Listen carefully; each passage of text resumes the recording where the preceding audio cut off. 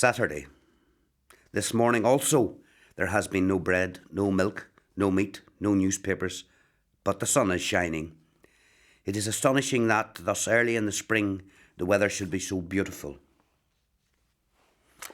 I met Mr. Commissioner Bailey, who said the volunteers had sent a deputation and that terms of surrender were being discussed.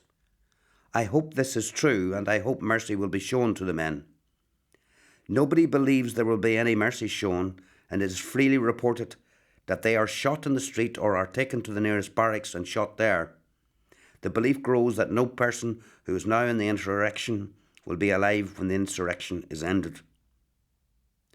This is as it will be, but these days the thought of death does not strike on the mind with any severity, and should the European war continue much longer, the fear of death will entirely depart from man, as it departed many times in history. The people in the streets are laughing and chatting.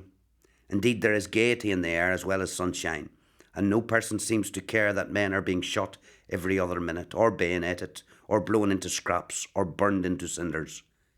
These things are happening, nevertheless, but much of their importance has vanished. I met a man at the Green who was drawing a plan in the back of an envelope.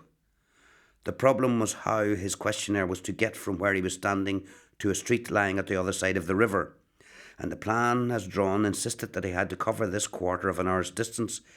He must set out on a pilgrimage of more than 20 miles. Another young boy was standing near, embracing a large ham.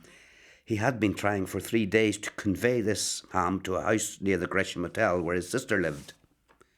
He had almost given up hope, and he hearkened intelligently to the idea that he should himself eat the ham and so get rid of it.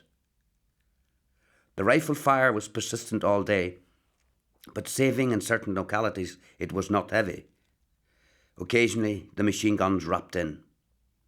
There was no sound of heavy artillery. The rumour grows that the post office has been evacuated, and that the volunteers are at large and spreading everywhere across the roofs. The rumour grows also that terms of surrender are being discussed, and that Sackville Street has been levelled to the ground. At 7:30 in the evening, calm is almost complete, the sound of a rifle shot being only heard at long intervals. I got to bed this night earlier than usual. At 2 o'clock I left the window from which a red flare is still visible in the direction of Sackville Street. The morning will tell if the insurrection is finished or not, but at this hour all is not over. Shots are ringing all around and down my street, and the vicious crackling of these rifles grows at times into regular volleys.